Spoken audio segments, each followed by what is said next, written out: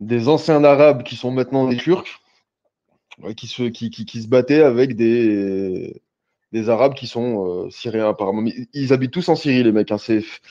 Il y a juste une frontière qui a été créée en 1919 qui est venue en fait les séparer les deux. Et les mecs, moi, j'ai pas vu de. J'ai vu ce qui s'est passé en Turquie, mais en Syrie, là, Mais, moi, j'ai vu les militaires tirer sur des camions parce qu'il y avait des plaques immatriculées turques. oui, mais Pareil pour des civils qui se sont fait enlever pareil, il y a des civils, ils se sont fait enlever leur voiture, etc. Après, moi, je rentre pas dans ce truc-là, mais en fait, ce qui se je veux dire, passe, à un c'est moment quoi? donné, c'est pas normal. En fait, ce qui se passe, c'est quoi? C'est que le nationalisme, qui est une pourriture, c'est quoi? Et l'histoire se répète, hein, tu vas trouver ça dans beaucoup d'endroits. C'est il y a des gens qui quittent tout, des Tchétchénies, d'Ouzbékistan, du Turkménistan, du monde entier, en fait, tu vois, et qui vont aider leurs frères en Allah de partout de par le monde. En Afghanistan, en Bosnie, il y en a eu en Syrie, il y a eu, tu vois, de partout dans le monde, en fait. Et le nationalisme, c'est quoi? C'est le gars qui est en Bosnie, en Afghanistan ou en Syrie qui te dit: qu'est-ce que tu es venu faire ici? Pourquoi tu es venu? Ah ben, tu vois, c'est lui qui est nationaliste. Il comprend pas, en fait. Il comprend pas. C'est un truc de fou ce que tu fais. Tu quittes tout, tu te sacrifies pour venir l'aider. Il comprend pas. Alors, voilà, c'est difficile d'expliquer à ces gens-là que tout ça, c'est du Sykes-Picot, etc. Alors, une fois, il y avait un frère, je me souviens, il avait fait une sorte de rappel sur ça, il disait, il a répondu, il dit, pourquoi tu es venu? Il dit, ben, je suis revenu dans mon pays.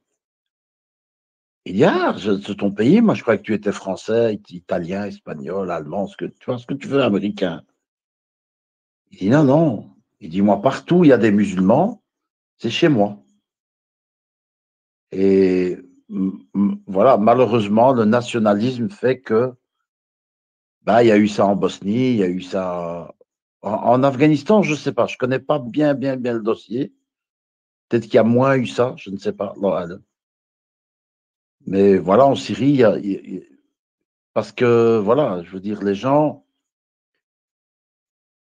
En fait, hier, Jean-Louis, il a fait un space avec le titre Les ventres sur pattes, je ne sais pas tout quoi. Il faut savoir que les gens, au bout d'un certain temps, après, c'est un peu normal, mais bon, voilà.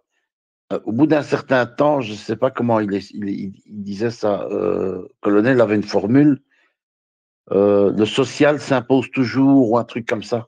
C'était quoi la formule, Colonel? Faites ce que vous voulez, le social finira par s'imposer ou. Ah, il n'est pas là. Bon, c'est pas grave. Enfin, regarde, prends-en le cas de la France, là, maintenant, avec tout ce qui se passe. J'ai entendu des gens tout à l'heure dire, il faudrait que je retrouve cette vidéo, elle est extraordinaire. C'est un genre de zapping du RN comme ça. Et les gens, ils disent, les gens croient, hein, ils croient vraiment ça, hein. Ils disent, Marine et Jordan, ils vont tout sauver, ils vont, l'inflation, ça va monter, l'émigration va partir, on va redevenir heureux, on sera de nouveau dans notre douce France. En fait, les gens, c'est comme ça, ils sont dans du rêve, quoi. Et il suffit que ils arrivent par une magouille, je sais pas laquelle, à remonter le truc de l'inflation du panier de la ménagère de 40 ans à, je sais pas moi, 2-3% ou un truc comme ça.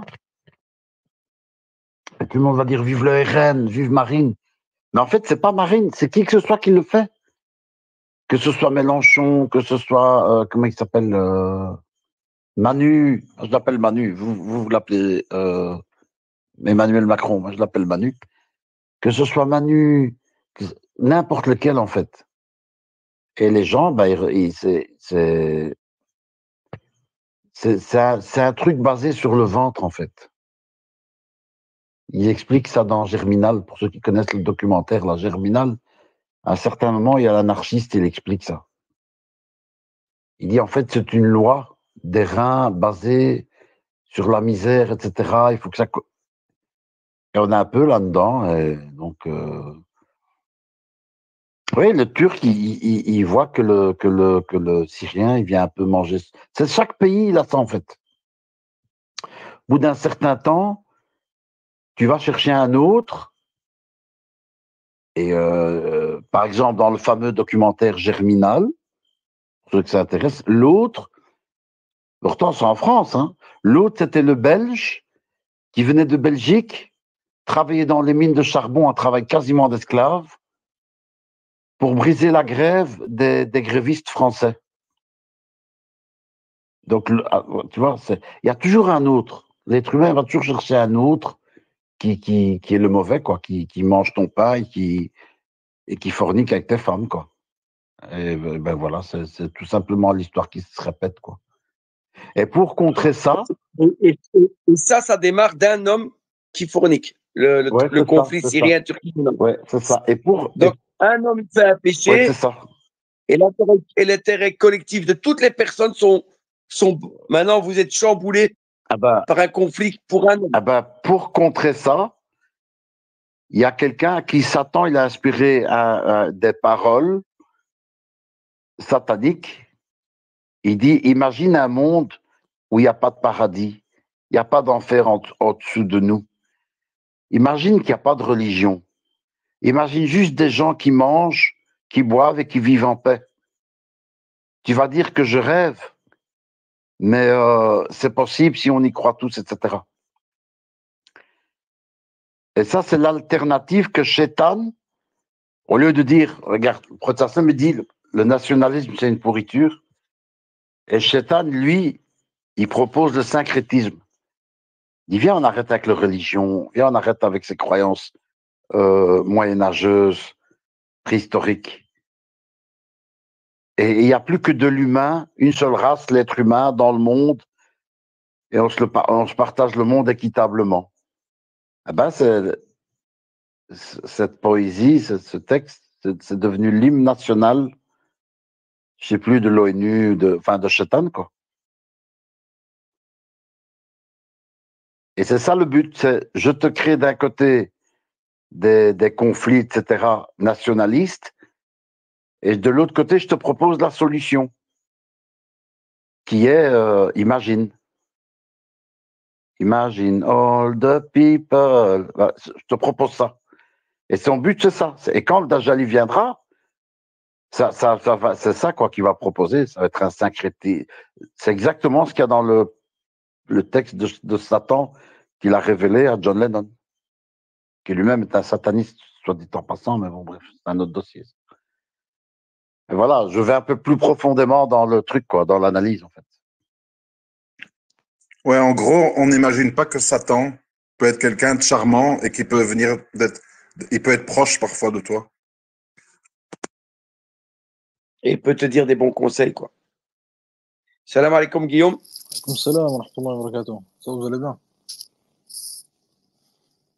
Non, ça va pas, alhamdoulilah. Alhamdulillah.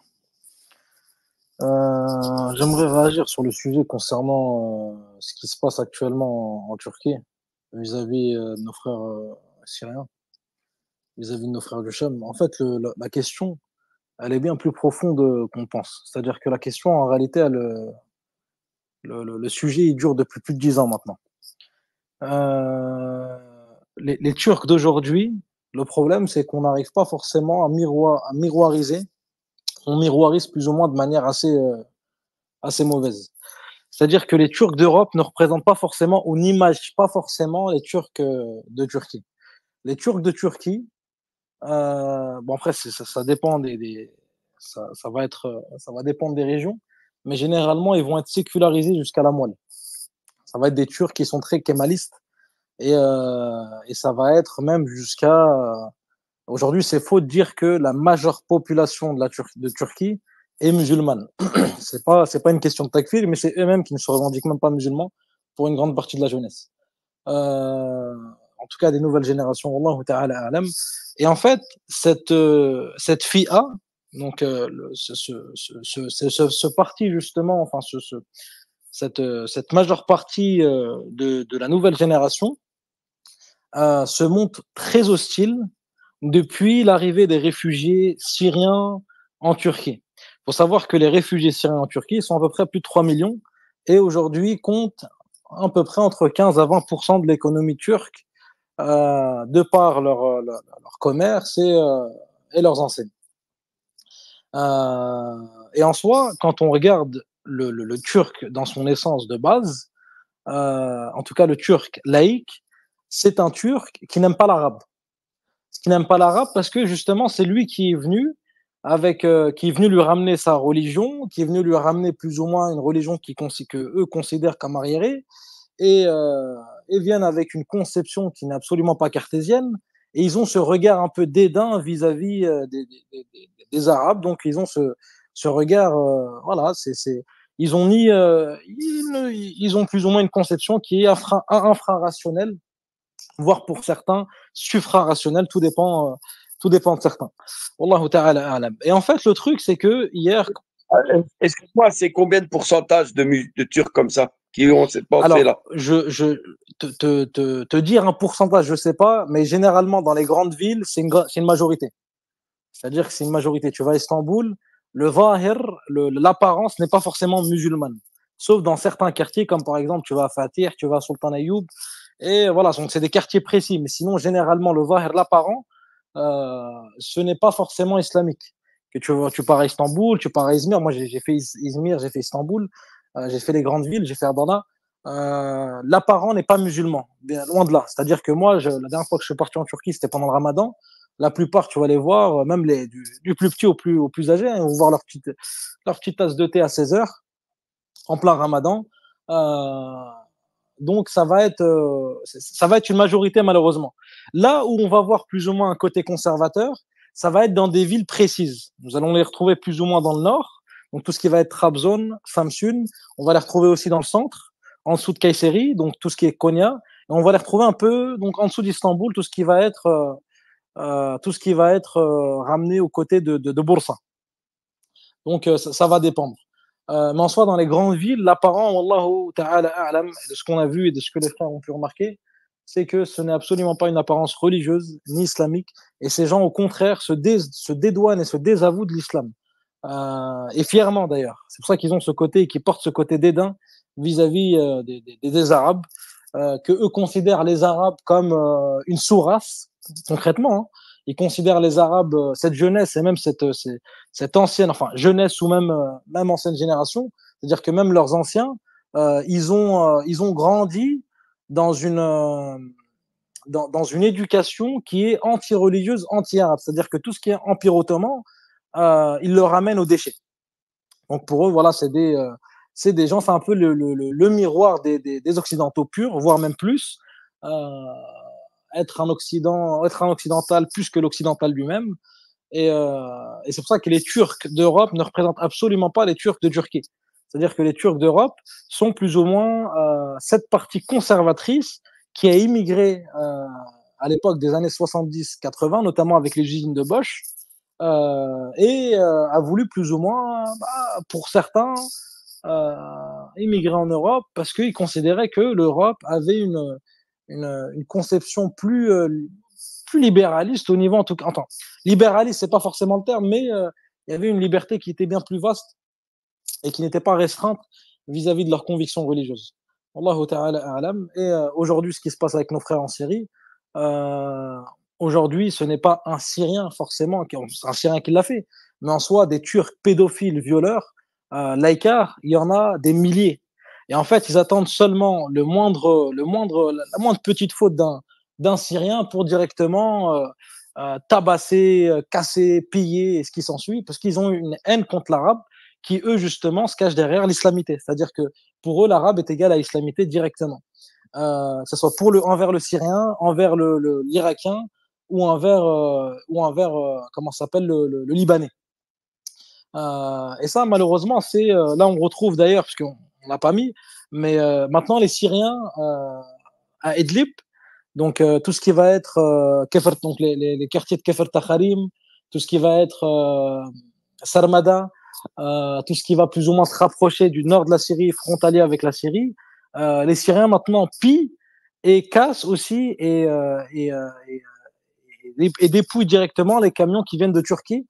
Et même pour vous dire encore plus dans la profondeur, les Syriens aujourd'hui cassent et notamment répondent d'une manière assez peut-être assez un peu exagérée dans Hatay, tout ce qui va être Samandag, Antakya, même à Antep, Gaziantep, les Syriens cassent les magasins, brûlent les magasins turcs. Donc il y a plus ou moins voilà, c'est cette rivalité. Et c'est plus une guerre civile ou c'est l'armée Non, non, non, turque? ça n'a rien à voir avec l'armée. L'armée essaie de calmer. L'armée essaie de calmer. Bon, l'armée qui est rattachée directement à la KP parti, donc le parti d'Erdogan, mais en soi, eux, c'est des gens, ces gens-là qui cassent, c'est des gens, pour la plupart, non musulmans. C'est-à-dire que c'est des Turcs.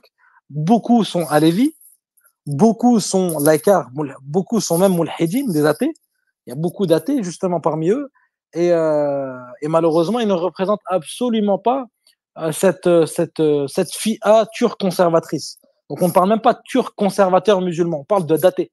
On parle de personnes athées qui détestent l'arabe, qui détestent la race arabe, qui détestent le prophète, mais on rappelle que Atatürk, alayhi la'natullah, huwa wa amthalihi wa man a'ana, donc et celui qui, avec ceux qui le glorifient, Atatürk, on rappelle ses paroles hostiles vis-à-vis du prophète quand il parle, je ne comprends pas comment des gens peuvent suivre un bédouin immoral, donc en parlant du prophète salam, avec ses compagnons crasseux, donc en parlant des compagnons ridwanullahi alayhim. Et aujourd'hui, malheureusement, cette fille-là, aujourd'hui, t'insulte Atatürk, c'est comme, tu peux aller, tu peux prendre perpète, hein, ça, bon, après ça dépend, c'est selon des degrés, mais c'est le symbole, c'est un blasphème. C'est-à-dire que le blasphème contre Atatürk, il est inaccepté. Et même pour te dire qu'ils ont 2-3 fêtes le concernant annuellement, et si, durant ce jour-là de fête, tu viens et donc tu passes devant une statue d'Atatürk et tu tournes ton dos à cette statue-là, tu peux avoir quelques mois d'emprisonnement et une correction plus ou moins sévère. Donc la Turquie, c'est pas forcément la Turquie qu'on voit, c'est pas le califat islamique qui vient et qui non, non, Erdogan, certes, a accueilli 3 millions de Syriens, mais on n'oublie pas que c'est un échange. Hein. Les Syriens aujourd'hui en Turquie, on compte quand même, ils comptent plus ou moins 15-20% de l'économie turque. Erdogan profite de ces Syriens-là aussi. Donc c'est un échange. C'est pas Wallahu ta'ala alam, c'est pas que fils abilillah qui les a acceptés. C'est que derrière, ils font marcher son économie. Derrière, les Syriens, c'est des bosseurs. En plus de ça, les Turcs n'aiment pas forcément les Syriens pour une majorité en Turquie. Pourquoi tout simplement parce que les Syriens travaillent. Les Syriens, en tout cas la jeunesse, est bien plus motivée et montre un dévouement plus actif vis-à-vis de la vie sociétale, en tout cas vis-à-vis de la vie du travail. Et en plus de ça, le Syrien un Syrien généralement, c'est un peu un couteau suisse, c'est-à-dire qu'il va taffer sur tout. Le Turc, lui, va demander peut-être un salaire là, je sais même plus l'euro, il a combien, il doit être 30 livres ou 20 livres, je sais plus. Mais le Turc, on va parler en dollars, le Turc qui va te demander un salaire pour 700 $, le Syrien, lui, il va travailler le même truc pour 400 $. Donc, et justement, comment s'appelle les responsables d'enseigne, ils ont tendance à avoir plus de facilité pour recruter des Syriens parce que ça leur coûte moins cher. Et en plus de ça, la main d'œuvre est bien plus qualitative. Wallahu ta'ala a'lam. Sans compter les énormes parts de marché que la Turquie a pris lorsque la guerre en Syrie a éclaté, notamment sur le domaine du textile et des du coton. Ouais. Ouais, bien sûr. Quand on regarde d'ailleurs historiquement, Haleb, qui est d'ailleurs la capitale économique de la Syrie, les Turcs, avant, pour commercer, et même durant l'Empire ottoman, jusqu'à les dernières années avant la révolution syrienne, partaient justement à Alep et commerçaient justement transactionnaient avec les plus grands commerçants d'Alep. Et en fait, plus ou moins, les Turcs, eux, bénéficiaient d'un avantage plus ou moins grandissime avec leurs transactions avec les plus grands commerçants d'Alep. Moi, je vous cite des noms, par exemple, on a les plus grands commerçants, donc par exemple Kefer Sabti, on a aussi la famille Hanano, donc une famille qui est proche d'Ibrahim Hanano, un des plus grands révolutionnaires contre les colons français dans les années 30. On a aussi la famille Attar, un des plus grands commerçants justement qui avant contribuait à une grande partie de l'économie turque à l'époque du parti, du parti kémaliste. Et quand bien même, à l'époque, dans les années 60, quand Adnan Menderes, rahimahullah, est venu, il a appuyé de se diriger plus ou moins, en tout cas pour commercer, pour commercer, de se diriger vers le sud, donc vers Alep, plutôt que d'aller en Occident. Parce que la main-d'œuvre et la qualité se trouvaient justement à Alep. Ne se trouvaient pas Et, en Occident. et l'armée syrienne, c'est l'armée syrienne libre qui combat les Turcs là pour l'instant ou c'est que des civils? C'est des civils. Là, il y a. Donc Alors, c'est des règlements de compte civils, civil mais contre civil. ça peut être qu'un pétard. Ça peut être un pétard mouillé, quoi. Ouais, c'est ça. C'est que pour l'instant, c'est civil contre civil. Là, j'ai vu tout à l'heure, j'ai lu quelques informations qu'il y avait quelques têtes d'HTS, donc de Hayat Tahrir al-Sham, qui commençaient à brûler des drapeaux turcs. Et ça, en l'occurrence, on sait ce que ça veut dire sachant que la Turquie, plus ou moins, contribuait à une certaine aide au niveau de l'armement et de l'artillerie à HTS, et d'Ahrar al-Sham. Et là, aujourd'hui, donc, il y a certaines têtes. Quand je dis certaines têtes, c'est pas les plus haut placés, mais ça reste quand même certaines têtes d'HTS qui commencent à montrer leur hostilité vis-à-vis de la Turquie. Donc, en visant directement le gouvernement.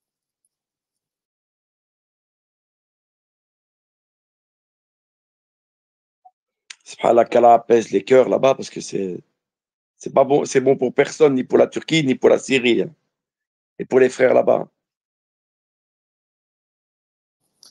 Je vois pas quel intérêt qu'il y a à gagner à faire ce truc-là. Totalement, mais bon, après, encore une fois, c'est malheureusement, tu sais, bon, j'ai pas envie de schématiser le sujet comme ça, mais entre autres, c'est que tu as des musulmans, des muslimines qui ont une karama, qui ont une dignité, et de l'autre côté, tu as des athées.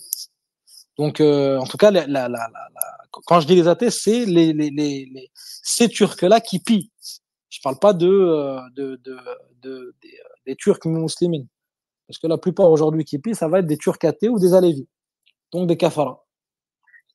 Est-ce que tu penses que cette haine de l'arabe ne vient pas de la perte de l'Empire ottoman et la trahison qu'ils ont eue depuis avec Laurence d'Arabie et que ça n'a pas arrêté depuis et que maintenant c'est Chétan, il a joué sur ça, mais parce qu'ils ont perdu énormément. On parle d'un empire. Quand tu regardes en soi, ces Turcs-là, cette jeunesse-là, ils ne se retrouvent absolument pas historiquement auprès de l'Empire ottoman. C'est-à-dire que eux rejettent. Non, mais on parle de la source. On parle de la source de cette haine.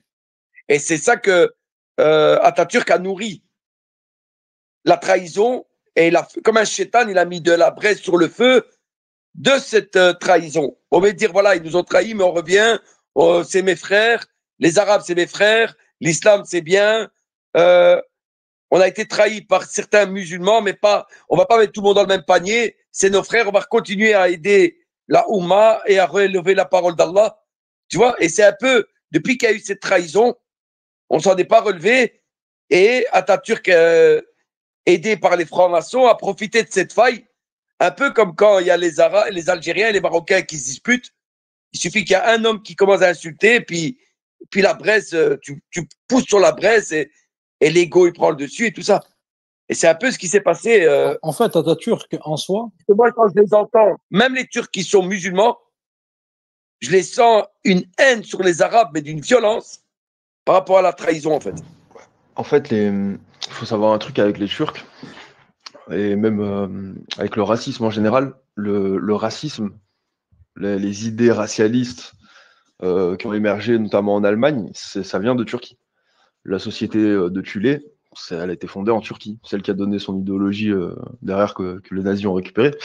Le baron Sebotendorf, c'est quelqu'un qui a émigré en Turquie, qui a fait énormément justement pour ces causes-là dites racistes. Donc oui, je vais pas dire qu'ils sont tous racistes, mais en tout cas, ils sont imprégnés de cette idéologie de race supérieure, race pure, etc. Ils sont dans le même optique. Après, la deuxième chose à savoir, c'est que le nationalisme turc se construit en opposition avec l'appartenance à l'islam. Donc, dans leur credo, quand tu es turc, tu es en opposition avec tout le système islamique, que ça soit le califat, etc. Certes, eux, ils sont issus de cette histoire-là, mais ils s'en détachent. Ils considèrent que, dans leur doctrine, hein, ils considèrent que les Arabes les ont trahis, hein, alors qu'en réalité, c'est eux qui ont délaissé leur empire. Donc, ils considèrent que les Arabes les ont trahis, et donc, pour justifier de combattre les Arabes, bah, ils combattent la religion islamique, comme il l'a dit un petit peu tout à l'heure le frère. Concrètement, oui, le nationalisme turc est complètement opposé à l'islam, à l'arabité, à notre prophète, Mohammed alayhi salam, et de facto à tous les peuples arabes, qu'ils aient été inclus ou non dans leur empire. Ça, c'est le nationalisme turc tel que le décrit Atatürk. En fait, Atatürk, lui, de base, quand il a plus ou moins essayé de récupérer les puzzles perdus pour reconstruire une Turquie solide, il a été très intelligent. C'est-à-dire que lui, c'est un vicelard. Lui, son concept, il a un concept qui est basé sur du pragmatisme, hein, mais il est extrêmement intelligent. C'est-à-dire que lui, il a rusé, et quand il a commencé, parce qu'on ne le dit pas ça, mais quand il a commencé à regrouper plus ou moins les morceaux perdus un peu de la Turquie, sachant que la Turquie était, après l'Empire ottoman, la dissolution de l'Empire ottoman, ou la fin de l'Empire ottoman, la Turquie s'est divisée en plus de 100 régions. Donc chacun voulait justement, chaque haute tête de chaque région, justement, voulait s'accaparer, s'emparer de cette région et en faire plus ou moins son empire. Un peu ce qui s'est passé avec la révolution syrienne, avec les factions par centaines. Et en soi, lui, ce qu'il a fait, c'est que quand il a commencé à lutter contre cette division-là, il a commencé à mener une lutte armée à base de djihad fi sabilillah. Ouais, ça peut en étonner quelques-uns, mais c'est ce qu'il a fait. C'est ce qu'il a utilisé. Donc en fait, il s'est montré plus ou moins au départ conservateur et même sous une barrière islamique. Ça a marché. Et par la suite, quand il a regroupé les pestes perdues, eh ben, il leur a tous mis à l'envers. Il leur a dit, bon, bah, écoutez, nous, on veut plus de l'islam. Maintenant, c'est du temps arriéré. Et à partir de maintenant, ça va, voilà, on aura plus ou moins une société sécularisée jusqu'à la moelle. Et celui qui n'est pas content, bah, qu'il aille carreler la mer. Donc en soi, qu'il aille taper sa tête contre le mur. Mais en l'occurrence, on ne changera pas d'objectif. Et lui, Atatürk, je crois, il est mort en 37, donc il a pas gouverné si longtemps que ça, je crois une douzaine d'années, même pas. Là, en l'occurrence, ce qui a fait mal, c'est ses suiveurs, en fait, qui sont restés sur son cheminement jusqu'à l'arrivée d'Adnan Menderes, rahimahullah, dans les années 60, où il a plus ou moins, bon, il n'a pas fait grande chose non plus, il a rétabli, il a remis en place l'adhan en arabe, il a remis en place les écoles coraniques, donc il a prôné, il a essayé de promu donc l'éducation coranique, et puis par la suite, il a été assassiné. Enfin, il a été assassiné, il a été tué il a été pendu. Et en soi, quand on regarde même la conception de la Turquie aujourd'hui, partez en Turquie, hein, le socle n'est absolument pas monodogmatique. C'est-à-dire que pour trouver un athée gothique une athée gothique avec des cheveux roses violets, vous lui parlez du prophète, Brigitte qui habite au fin fond de la Bretagne, elle en sait un peu plus. Donc, ils ne connaissent ni Shahada, ni rien du tout. Pour eux, c'est une société totalement laïque, séculaire, jusqu'à la moelle. Bien au contraire, ils en viennent à se moquer des religions. Quand vous regardez notamment Izmir, c'est une religion, c'est une ville qui se montre extrêmement hostile vis-à-vis du cercle conservateur qu'on peut retrouver ailleurs, par exemple dans le nord ou dans l'est, avec nos frères kurdes. Quand je dis nos frères kurdes, c'est pas les partisans des groupes athées du PKK et de l'YPG. Je parle des conservateurs également. Et en soi, donc malheureusement, ce qu'on trouve aujourd'hui en Turquie, c'est un peu une khalouta. Mais malheureusement, c'est une khalouta qui fait mal. C'est-à-dire qu'aujourd'hui, les Turcs conservateurs sont persécutés par justement cette génération, cette nouvelle et cette ancienne génération. Parce que moi, je vous le dis, les anciennes générations sont bien plus hostiles vis-à-vis de l'islam que les jeunes, mais les jeunes suivent plus ou moins ce cheminement. mais c'est catastrophique. C'est-à-dire que vous allez à Istanbul, bon, c'est la ville à 1001 mosquées, mais malheureusement, on ne retrouve pas cette, ce urf dîner. On ne retrouve pas ce urf religieux. Et donc, au niveau voilà, il faut vraiment chercher les quartiers précis, il faut vraiment chercher les quartiers pour. Voilà, il y a certains quartiers, mais sinon, moi je vous dis, hein, la première fois, wallahi, la première fois que j'ai vu des transsexuels marcher dans la rue librement, c'était en Turquie, c'était pas en France.